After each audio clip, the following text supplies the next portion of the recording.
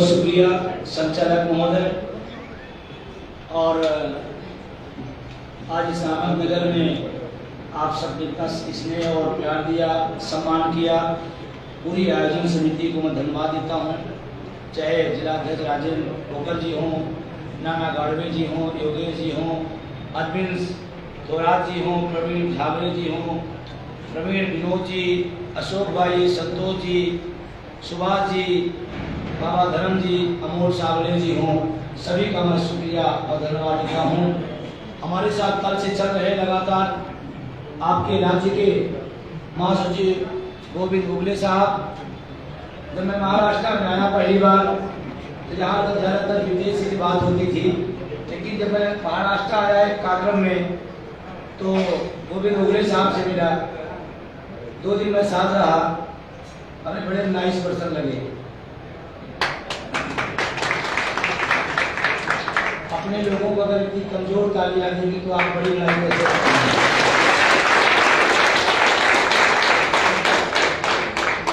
आशुतोष सासू जी जो आपके पदाधिकारी, अभी सुबह गांधी जी से मुलाकात हो गई, वो कह रहे थे आशुतोष जी हम बनना कुछ और चाहते थे, इन्होंने गांधी जी बना दिया। और आप जाइएगा रथ में देखिएगा, रथ के गेट पर पहली फोटो उसी नागपुर की यात्रा की लगी। रथ भले उत्तर प्रदेश से बना, लेकिन हम चुन चुन करके हर प्रदेश की वो कड़ी और उसमें महाराष्ट्र नंबर 1 पे रखा गया। अनिल वागड़े जी, विनायक चौबे जी, बहुत शानदार पर्सनालिटी हमको लेने गए थे मध्य प्रदेश। संजय सोनार साहब, ये मामा जी पता नहीं कहाँ क्या करेंगे। पुरुषोत्तम जी, मांगेश जी और एक सरगर जी, एक दुबला पतला इंसान कहीं खड़ा होगा, वो जो पीछे खड़ा है, उसको आज तक मैंने बैठे नहीं देखा, वो खड़ा ही रहता। और इसको मैं बोलता हूँ तुम बैठ जाओ, और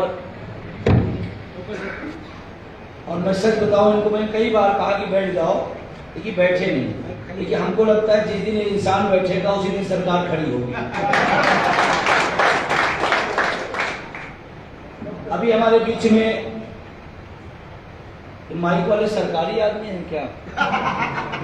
सरकारी आदमी हैं क्या? अच्छा, तो पता लगा लेते कि अपने हैं कि सरकार वाले हैं। हमारे बीच में डांडवी मैडम है, एक बार खड़ी हो जाए, खड़ी हो जाए। ये हमारे बीच में है, इनको दिक्कत है, परेशानी है, बीमारियां हैं और इनकी आज जांच है, लेकिन उस जांच को छोड़ करके इन्होंने कहा विजय बंधु आए, आज इनको सुनना है। इतनी बड़ी बात। ऐसी बहनें हमारे बीच में, इतना बड़ा हौसला है कि आंदोलन, और कहा जाता है जिस आंदोलन में मात शक्तियां आ जाती है उसको कोई हरा नहीं सकता है। मैं उनको अभी आभार व्यक्त करता हूँ। और ऐसी जानकारी, आज कौन सी डेट है? 24 जून। याद आ रहा है गोखले साहब? आजाद मैदान किसे याद आ रहा? 24 जून को कुछ किया था आपने? कौन सी डेट थी वो? और आज भी 24 जून 19 में आजाद मैदान में आपने वो मार्च निकाला था जिसको देश देखा था। और आज ऐतिहासिक डेट देखिए, आज हम फिर महाराष्ट्र में आमंत्रित हैं। ये इसलिए याद रखना है कि अभी थोड़ा याद रखिए, जब जूनी पेंशन बहाल हो जाएगी तो इतिहास के पन्नों में इसको खोजिएगा और मिलेगा।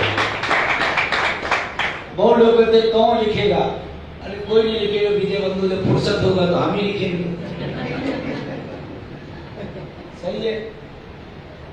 और तमाम हमारे संगठनों के तमाम साथी हैं, मैं उनका भी शुक्रिया अदा करता हूँ, चाहे माध्यमिक से हो, चाहे बेसिक से हो, या स्वास्थ्य विभाग से हो, तो जो भी तमाम हमारे संगठन हमारे साथ खड़े हुए हैं, मैं उनका भी आभार व्यक्त करता हूँ, धन्यवाद देता हूँ। और खुशी होती है।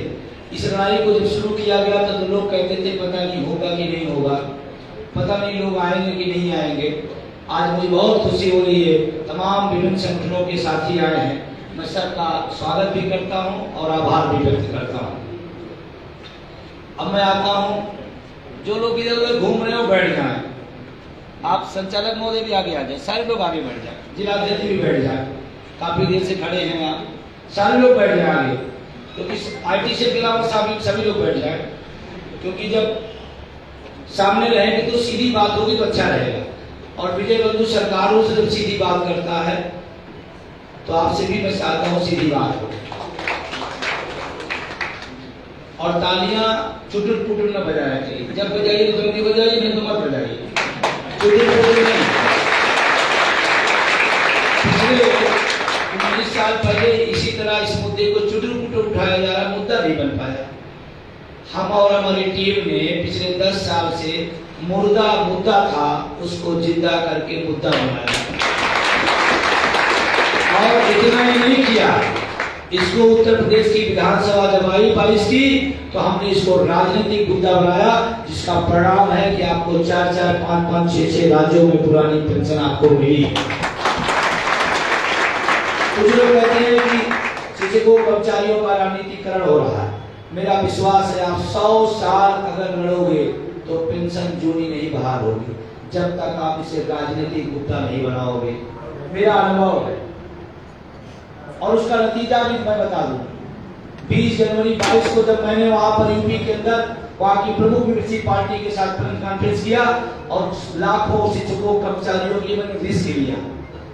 सत्ता किसी और की हो, विपक्ष के नेता के साथ बैठना, प्रेस कॉन्फ्रेंस करना, नौकरी और जिंदगी दोनों दांव पर लगाया, लेकिन मैंने लगाया और उसी का परिणाम है वोट फारोकी असला और राजस्थान में पेंशन सिलसिला चल रहा है।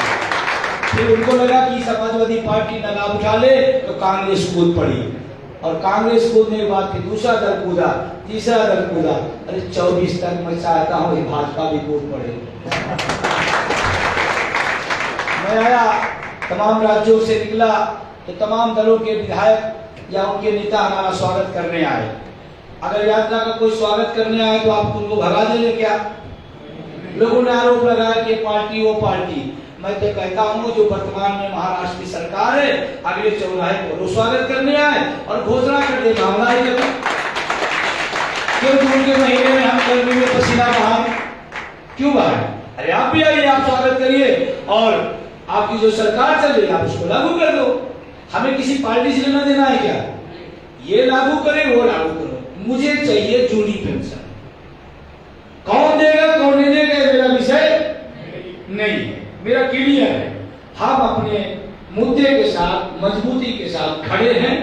कौन समर्थन करता है उसका स्वागत है, जो विरोध करता है वो तय करे कि हमको किधर जाना है। तो इसलिए यात्रा जब 1 जून से हमने शुरू किया चंपारण से, तो चंपारण तो समझते हो बिहार में है, यहाँ 200-400 किलोमीटर है बिहार, वो भी बिहार और चंपारण में बिहार के बिल्कुल लास्ट छोर पर नेपाल के बॉर्डर पे हमने उस यात्रा को वहां शुरू किया।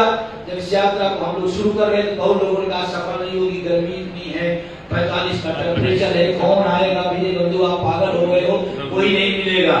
लेकिन मेरा विश्वास था कि पिछले 2013 से इस लड़ाई को मैं लड़ रहा हूँ, आज 2023 है। हमने कहा अगर मैंने लोगों के लिए लड़ा है तो लोग सड़कों पर मिलेंगे, ये मेरा विश्वास था। लोग मिले और इतना ही नहीं, शिक्षक कर्मचारी के इतिहास में रात 1 बजे महिलाएं इंतजार कर रही हूँ, ऐसे नजारा ऐसा देश कभी नहीं आया होगा। विजय कुमार बंधु जिंदाबाद, जिंदाबाद, जिंदाबाद, विजय बंधु जिंदाबाद, जिंदाबाद, जिंदाबाद। 1 बजे रात को 1:30 बजे रात तक, 2-2 बजे, 2:30 बजे तक रात में हमने मीटिंग अटेंड की है। तो हमको उस दिन लगा ऐसा कि लोग लड़ने के अगर तैयार हो जाएं तो हुजूम आने की कोई देरी नहीं है। ये मेरा विश्वास बढ़ा और यात्रा के तमाम वो ऐसे अंश पहलू निकले, अंश ऐसे स्पर्श करने वाली भावनाएं निकली कि मुझे लगा कि हम सही राह पे हैं, लोग तैयार हैं। भाई साहब बातचीत करेंगे अगर आप तो जूनी पेंशन से आपका नाम कटवा दिया जाएगा, फिर बाद में ओवली साहब से सिफारिश करोगे कि साहब मेरा नाम कट गया। इसलिए बहुत ध्यान से सुनिए, क्योंकि मैं मास्टर आदमी नजर सब पर रखता हूँ। अरे भाई जब सरकार पर नजर रख सकता हूं तो आप कौन सी चीज है?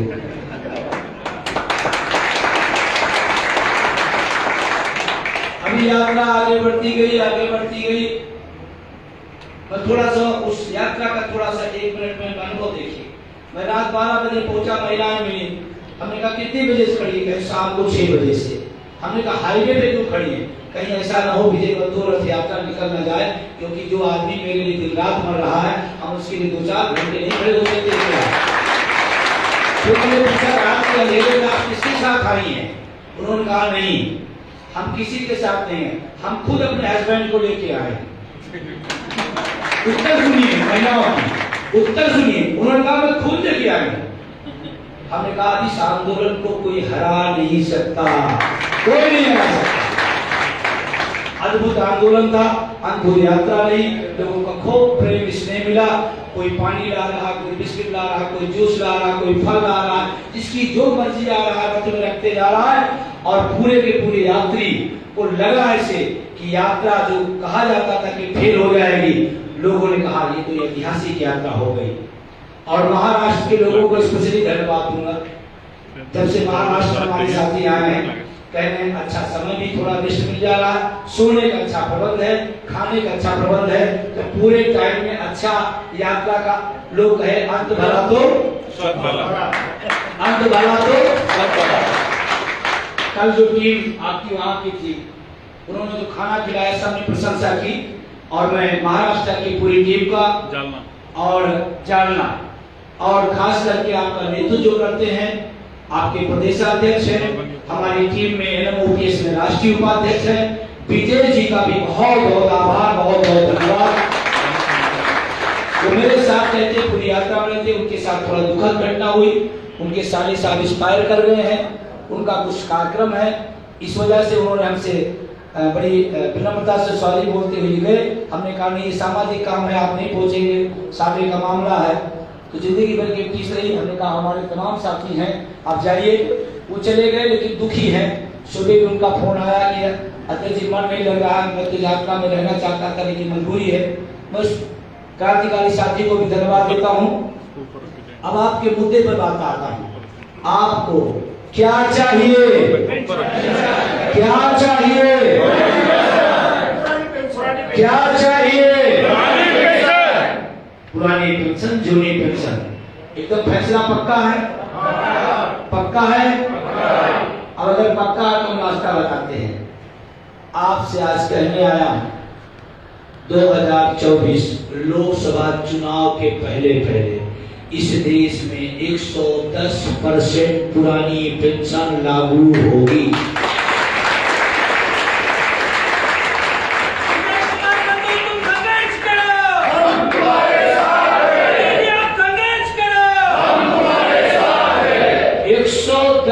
कह रहा हूं। अब आप कहोगे कैसे हो सकता है? तो संभव नहीं है। महाराष्ट्र में सरकार है, केंद्र से ताकतवर सरकार है, कैसे संभव है? जैसे आपकी महाराष्ट्र की सरकार जुगाड़ से चल रही है, वैसे 2024 के पहले का मेरे पास भी जुगाड़ है। आपकी महाराष्ट्र सरकार कैसे चल रही है? जुगाड़ से रही। और इसका ऑक्सीजन दिल्ली से है। जिस दिन दिल्ली हटी, इधर जुगाड़ खत्म। और इसीलिए महाराष्ट्र के साथ युद्ध करा। आप इनके चक्कर में छोड़ो, अब सीधा दिल्ली दरबार की तरफ रुख कूच करो, वहां मामला फैसला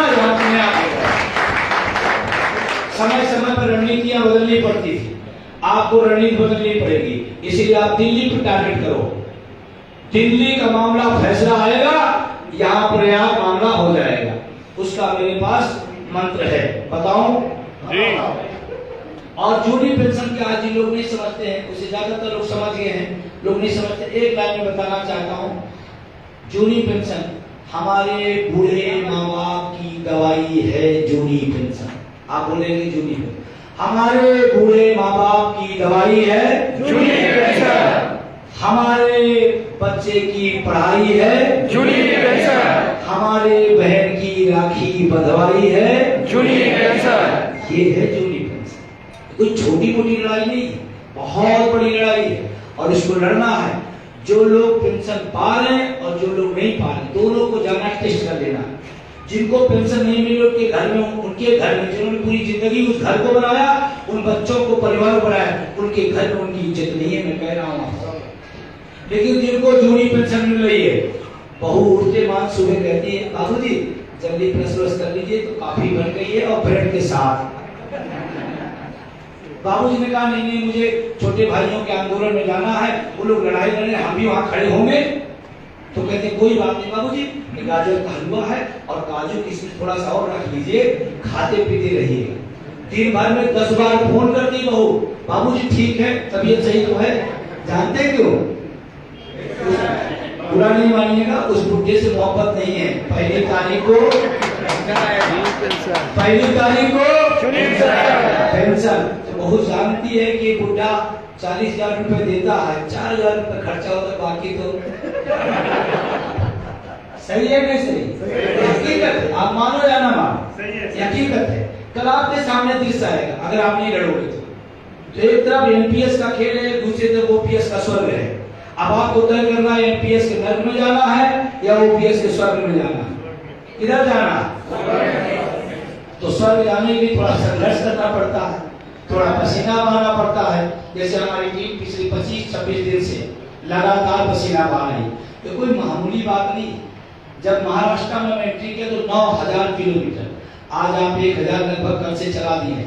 10,000 किलोमीटर की यात्रा करके आपके बीच में आया हूँ।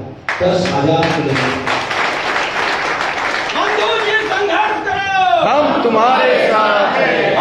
संघर्ष करो, हम तुम्हारे साथ हैं। पेन्शन आमची हक्काची, नाही कोणाच्या बापाची, पेन्शन आमची हक्काची, नाही कोणाच्या बापाची। ये उत्तर प्रदेश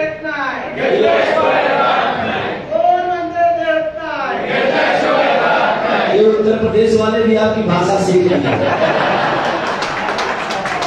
हमारे सुप्रिया मामा जी हैं, सोशल मीडिया प्रभारी हैं। हम तो जब नारा लगा तो हमने कहा कोई महाराष्ट्र का अभी हम लोग पूरी उम्मीदें उत्तर प्रदेश जाएंगे तो यही नारा लगा। तो आपसे मैं कह रहा हूँ ये कोई छोटी लड़ाई नहीं, बड़ी लड़ाई है और आप जीत की तरफ बढ़ रहे हो। हमने नारा दिया अभी जीते हैं 5 प्रदेश, आगे जीतेंगे पूरा देश। तब तक छठा हो गया, 7वां आंध्र प्रदेश लाइन में आ गया, 8वां की बारी है। 2024 के पहले 10 राज्य और हो जाएंगे, मैं बता रहा हूँ 10 के 10 पूरे हो जाएंगे। इसलिए इस लड़ाई को लड़ना जरूरी है। अब आपके पास क्योंकि आगे लंबा कार्यक्रम है, थोड़ा हम लोग डिले भी हो गए हैं। कल तो खाना समय पे मिल गया था, आज अगर आप थोड़ा साथ देंगे तो यहाँ भी हमारे साथी, और हमसे ज्यादा ड्राइवर को खिलाना जरूरी होता है। अगर मान लीजिए वो नहीं खाएगा तो रथ वहीं रुक जाएगा, और आप नहीं चाहते कि रथ अहमदनगर में रुका रहे, आप चाहते रथ आगे बढ़े। इसलिए स्टार्ट में थोड़ी बात करके फिर मैं आगे बढ़ूंगा। आगे पुणे में लोग इंतजार कर रहे हैं, एक बड़ी जनसभा है वहां पर, और फिर आगे कल भी नासिक तक हम लोग को जाना है।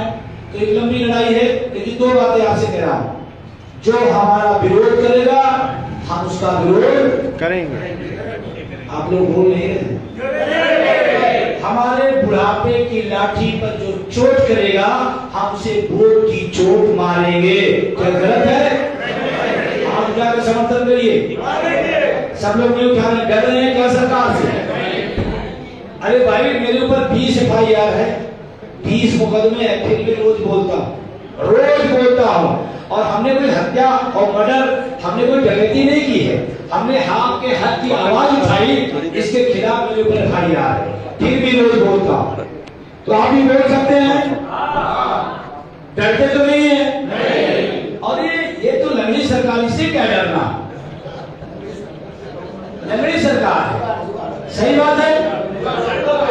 तो आपसे एक नारा, पेंशन नहीं तो वोट नहीं। उठाइए, हाथ ऊपर करिए, पेंशन नहीं तो वोट नहीं, पेंशन नहीं तो वोट नहीं, पेंशन नहीं तो वोट नहीं, वोट थाल पूरे का निचोड़ है। अगर अपना हक चाहते हैं तो वोट की चोट मारना पड़ेगा। और ये सरकार बहुत ही संवेदनहीन है, तानाशाह है, शिक्षक कर्मचारी विरोधी है।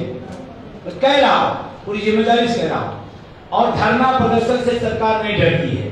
अगर डरती तो जंतर मंतर पर हमारी वो बहनें बैठी थी जिन्होंने तिरंगा फहराया था, पूरी दुनिया में भारत का नाम रोशन किया था, पूरी दुनिया में वो धरने को बैठी।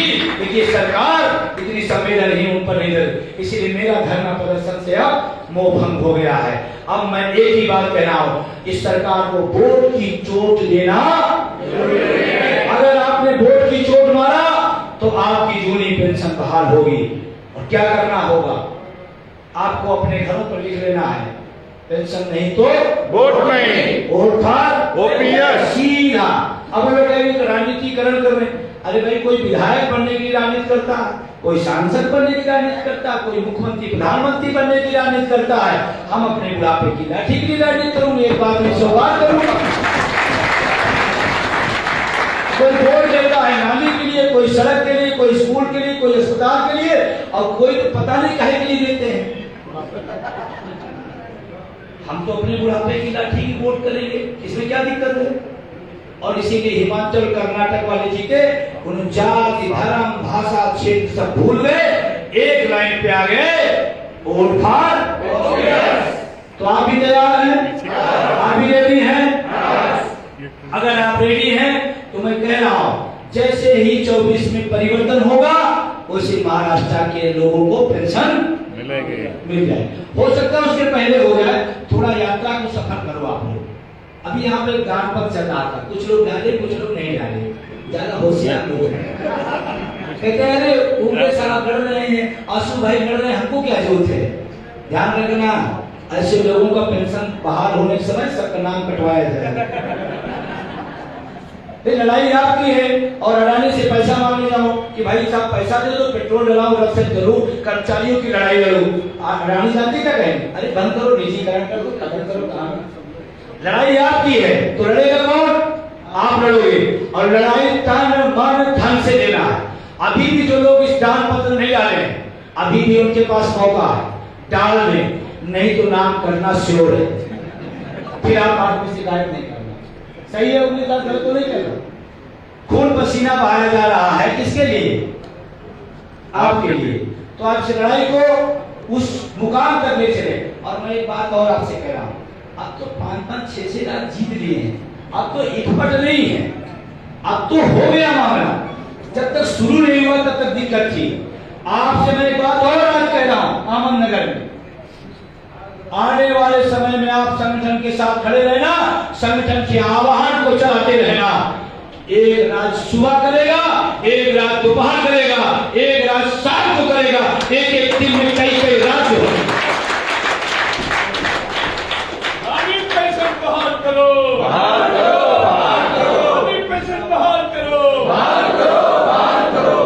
तो मैं आपसे लास्ट बात अपनी कहते हुए विदा लूंगा, क्योंकि बार बार आगे से फोन आ रहा है।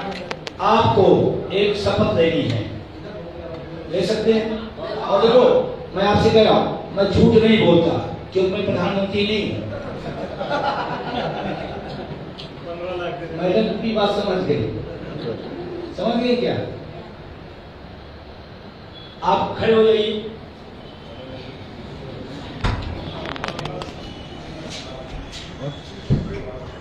हाथ बाहर करिए।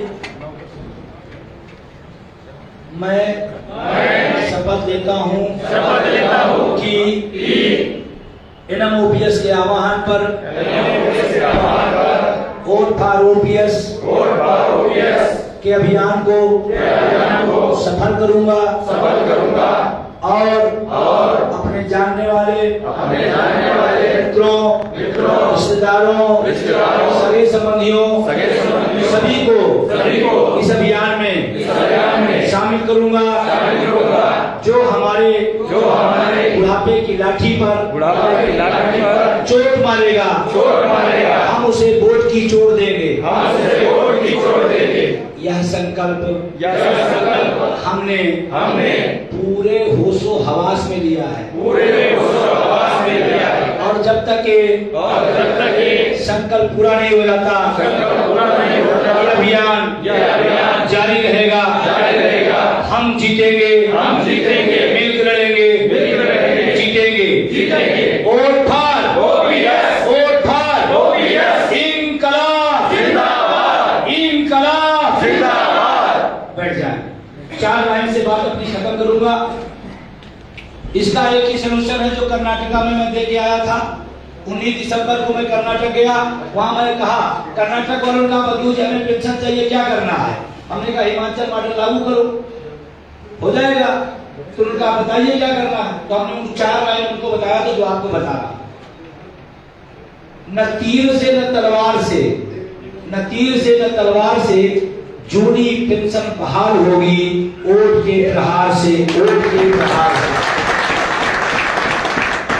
और एक शब्द आपने भी लिखा, खाद्जीकरण, देखा है ना? इसके लिए आपको लड़ना पड़ेगा। निगमीकरण, निजीकरण, खाद्जीकरण। अगर हमने इसके खिलाफ नहीं लड़े तो हम अपने बच्चों को अच्छे स्कूल में अच्छी शिक्षा दिलाएंगे, अच्छी फीस देंगे, लेकिन हमारे आपके बच्चे आउटसोर्सिंग संविदा में 5,000 की नौकरी करेंगे, क्या आप चाहोगे? इसलिए खाद्जीकरण के खिलाफ आप 2004 में जब पेंशन बंद हुई तो हम आप कहते हैं ना लोग लड़े होते तो आज हमको संघर्ष न करना पड़ता। इसी तरह खाद्जीकरण के खिलाफ अगर हम आप नहीं लड़ेंगे तो आने वाली पीढ़ियां हमको आपको कोसेगी कि कौन लोग थे जब हमारी संस्थाओं का, सरकारी संस्थाओं का, विभागों का, पदों का खाद्जीकरण हो रहा था, तो क्यों नहीं बोले? अगर आप इसके खिलाफ नहीं खड़े होते, इसका मतलब आप अपने बच्चे के भविष्य के खिलाफ हो। इसलिए इसका विरोध करना पड़ेगा। क्या तैयार है? करेंगे और हम जीतेंगे। 1 करोड़ लोग हम हैं, 1 करोड़ लोग पूरे देश में। और अगर 1 करोड़ है घर में, हमारे 5 वोट है, कितना वोट हो गया? 5। पिछली सरकार 23 करोड़ की बनी थी केंद्र की, 23 में 5 निकाल दो, बहुमत से नीचे, किसी की जरूरत नहीं। अकेले शिक्षक कर्मचारी विदाई कर सकते हैं, अकेले, किसी जरूरत नहीं।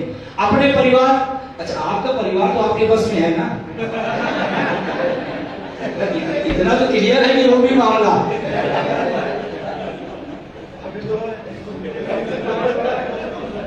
तो 5 वोट तो आपका पक्का है ना? वो 5 आप माइनस करा दो, 23 में 5 बहुमत से नीचे। और यहाँ तमाम बेसिक के तमाम टीचर हैं, कर्मचारी हैं, वो जो चाय की दुकान पे आते हैं तो बोलते हैं सरकार जा रही, वो आ रही है। वहां बैठा हुआ समाज का आदमी कहता है ये गुरुजी हैं, अध्यापक हैं, पढ़े लिखे हैं, जो बात कह रहे हैं बिल्कुल सही कह रहे हैं। 5 और माइनस कर देंगे तो कितना हो गया? 10। 23 में 10 निकाल दीजिए।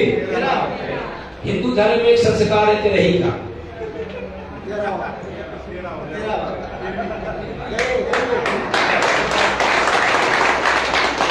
ठीक है, लास्ट 1 अगस्त से 9 अगस्त तक अपने सांतों की घंटी बजाना है। 1 अगस्त से 9 अगस्त तक अपने अपने सांतों घर जाना है और टिक टिक टिक सुबह शाम दोपहर 1 से 9 अगस्त तक टिक टिक टिक घंटी बजाओ। अभी हाँ आज भी क्या होगा? सांसद जाकर अपनी पार्टी बताएंगे, अरे एकदम टिक टिक टिक वाले परेशान कर दिए हैं, ये पता नहीं क्या मतलब फूक दिया है ओपीएस वालों ने, रोज टिक टिक टिक। और इसीलिए 1 से 9 अगस्त रखा गया। आज नहीं मिलेंगे, कल मिलेंगे, कल नहीं मिलेंगे, परसों मिलेंगे, 9 दिन 10 दिन रखा गया। कब नहीं आओ गया। और जब वो गेट खोले, आप घंटी बजाओ, सांसद जी गेट खोल के आए, पूछेंगे क्या चाहिए? बाबू क्या बोल रहा है? वो बोलेंगे क्या चाहिए? बोल देना। वो अपनी पार्टी अपने नेता को बताएंगे। दिल्ली में बैठकें होंगी, सारी दिल्ली में सारे, और सत्ता हुआ विपक्ष, हमारे जनपति हमको सबको देना है, सारे लोग दिल्ली में बैठक बुलाएंगे, सारी पार्टियों को कहेंगे यार पता नहीं कौन हिंदुस्तान में आंदोलन टिक टिक टिक टिक चल रहा है, एकदम नरक कर दिए। और सांसद जी की पत्नी अगर थोड़ा तेज तर्राक रहेगी तो जानते क्या कि सांसद जी तो घर से निकल लो या इनकी जूनी पेंशन बहाल करा दो, नरक कर दिया, जीना हराम कर दिया, टिक टिक टिक टिक करके। सही है। और लास्ट 1 अक्टूबर दिल्ली चलो, 1 अक्टूबर दिल्ली चलो, 1 अक्टूबर दिल्ली चलो। ये पेंशन शुरू हो गए, 1 जून से आप करा डालिए। हमारी यूपी में हर जिले में 200, 400, 500 टिकट अब तक हो चुके हैं। और आप दिल्ली आना 2 दिन पहले परिवार सहित, उनको भी अच्छा लगेगा, ये आंदोलन सही है, इसी तरह का आंदोलन होना चाहिए। और लास्ट दिन हमारे साथ रहना। लास्ट दिन आओगे, दिल्ली में सरकार घुसने नहीं देगी, इसलिए 2 दिन पहले आ जाओ। और परिवार भी खुश, और ये घुसने से रोकने पहले आओ अंदर, ठीक है ना? 1 अक्टूबर को दिल्ली चलना है और आ रही है वो दिल्ली के अंदर होने जा रही है। उसमें आप सबको आमंत्रण देता हूँ, आप सब आइएगा। आप सबने बहुत स्नेह दिया, बहुत प्यार दिया, बहुत बहुत शुक्रिया, धन्यवाद। माँ शक्तियों का स्पेशल शुक्रिया।